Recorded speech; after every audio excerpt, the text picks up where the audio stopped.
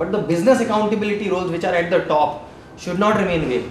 Your one accounts guy can remain vague in terms of saying ठीक है उसने entries उतना किया या नहीं किया, but your key, the whole idea of identifying your key drivers is that the persons who are handling key drivers should be on a very very simple monitorable agenda which you can review every day, which should not require a review meeting to review. So that becomes your dashboard. So what do you see? Today's leads, today's deals, today's supply added. So 3 number रोज पूछो तो अपने आप सब उसी के align हो जाएगा सारा game. Then people will come to you with idea of saying that listen, I'm not able to generate your numbers, so let's sit and discuss how to do it. See, so now it becomes a game. You say कि चलो let's apply our mind and think how to achieve those numbers. See, most of businesses में meetings happen to find out what is happening, right? Not for figuring out what should we do. वहाँ तक पहुँचते ही नहीं, क्योंकि data इकट्ठा करने में पूरा 2 घंटा निकल जाता है, तो उसी पे आर्ग्यूमेंट होता रहता है. So you have to cut that. So every moment you say, middle of the day you pick the phone, कहाँ तक पहुँचा? 8 with these 3 numbers. So you say again, come on, there's still half day left. Let's put the numbers on. So that's how then it will brain focus. अभी हम impression का जरूरत नहीं पड़ेगा, attendance का जरूरत नहीं है. You will say boss attendance छोड़ सीधा client market में जा, office आई बंद. Because if he yes sir. I have a couple of questions. First one is not related to this question. What is the difference between a CTO and a VP of engineering in a tech company, in a tech startup? And secondly, at that level, CTOs and VP of engineering or VP of finance, how do you measure accountability? So the accountability measurement will come through this process only. You need to find out key drivers. After business, in your business plan, is CTO holding some key delivery commitments, right? So let's say you're running a website which has an uptime commitment, right? So he has his, if that is the only commitment you expect, theoretically, you should be able to ask him that question and he should be able to tell you that question at any time, because his sole focus is on that, right? So whether you call him CTO, you call him finance engineering head, whatever, if your business delivery wise the agenda is uptime, then he reports you uptime. So when I'm structuring it, I basically make a list of the drivers and then distribute the drivers to different people and call them whatever designation. That's absolutely. The role and accountability needs to be absolutely clear. Designations could be anything, right? So if you look at that, we have not added one more dimension. Like he said, he wanted in Bombay, Pune, Ahmedabad, right? So in that case, how this structure would still go down. Okay, so it could be whatever, it could be 3 people out here, who could be Bombay, Pune, Ahmedabad, and then down the teams, who would be, or it could be a central lead generating telecallers, that could differ, right? But the top accountability and the role would still remain the same. It is that now how many numbers and what are the different people you need to do that, right? But your accountability numbers won't change. Accountability would be still be this only: inventory of supply, deals, numbers, closures. Yeah. So one of the questions which again bogs me down is, how do you keep people motivated to actually continue doing what they are in the same organization? And like what one of the guys asked that, So what motivates you to do this business?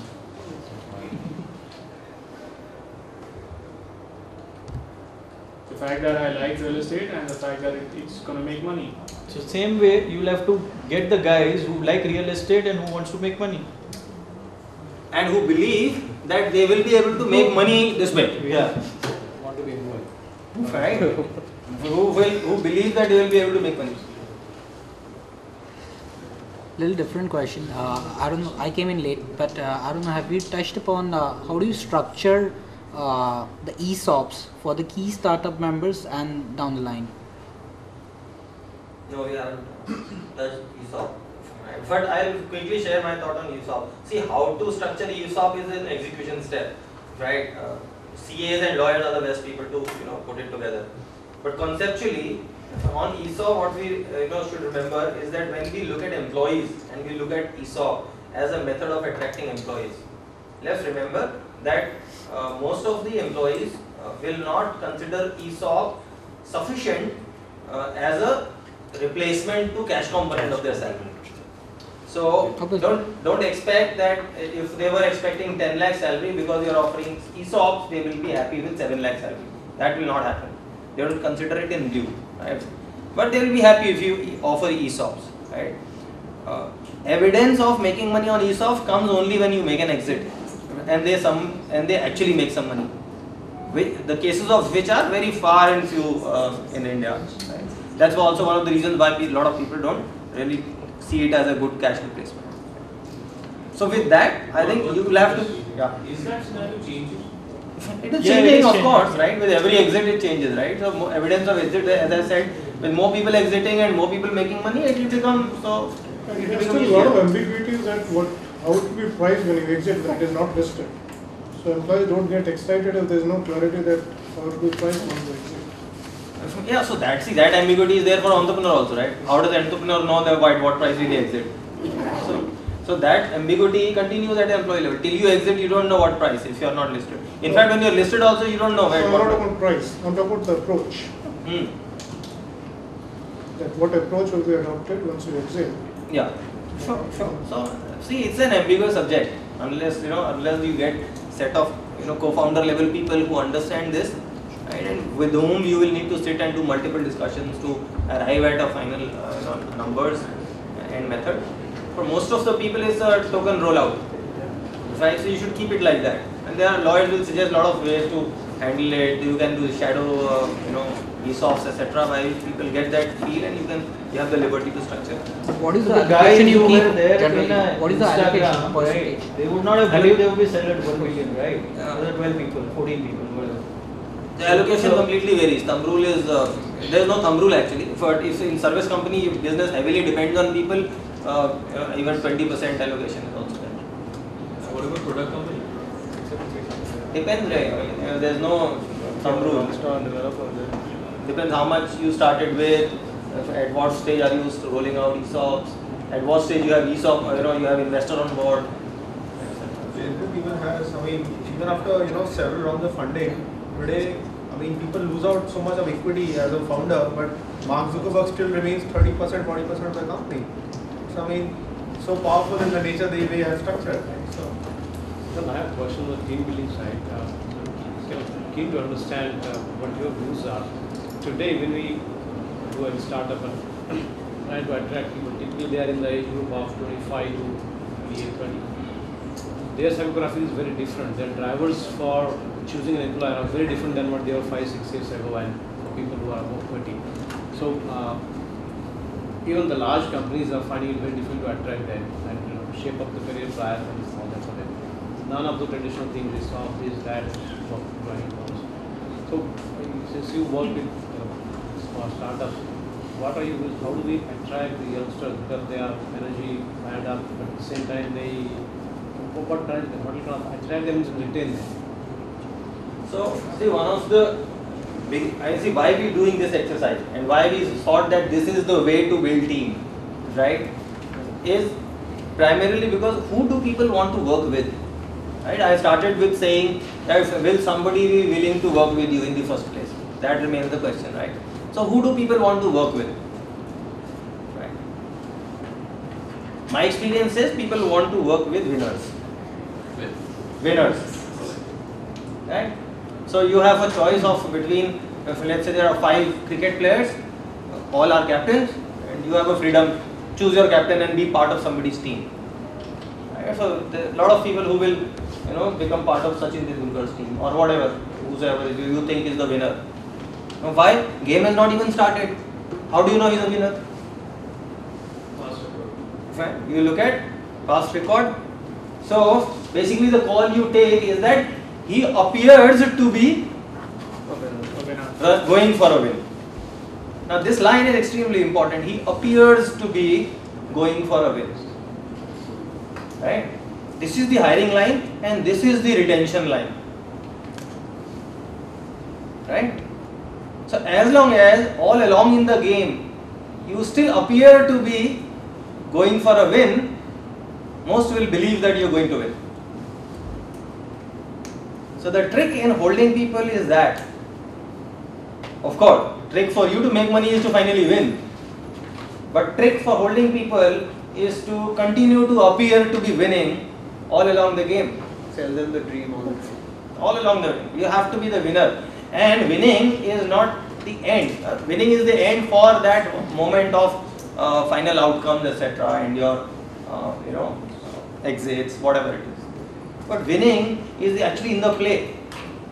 Winning is right when you create a plan, right? You say, I have a winning plan. So can you put your business plan on table with the guy who you want to hire as a VP and say, hey listen, I have a winning plan on the table, let's discuss this. Right? Let's discuss how this is going to win. How this is better than any other player in the market on this subject. How we got a first 3 winning team already on board. This is their track record. You want to meet them, talk to them. We have a guy, a VC with a track record already on board. We have 3 top companies as our clients.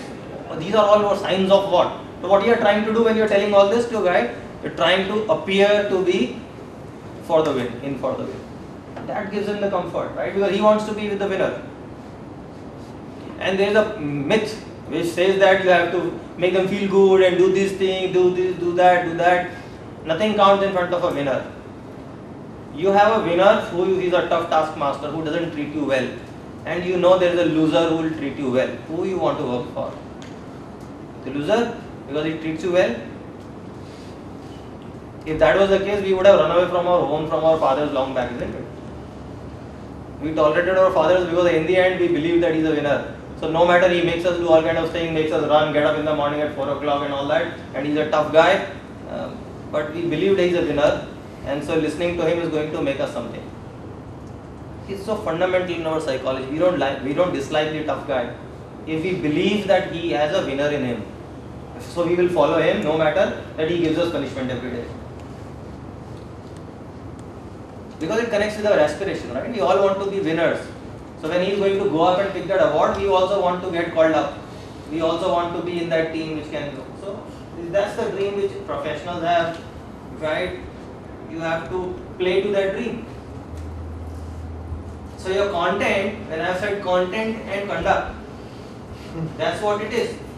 Your brand will come from the content. How you conduct yourself, how do you, what do you write, what do you think? Is he seeing that you appear to be a winner? If he picks up an induction manual of your company and induction manual of other 5 companies who you compete with, can he say that this is the winning document? He has not seen it in other companies. When he walks into your office on day 1, does he get an experience where he say, hey listen, I worked with 5 companies but this is completely different experience. Nobody did this with me. This place is different. The moment he experiences that, this place is different, he starts believing that you are a winner or a potential winner. So then you will jump on him one day, he won't mind. And he's not going to run away with CV every time.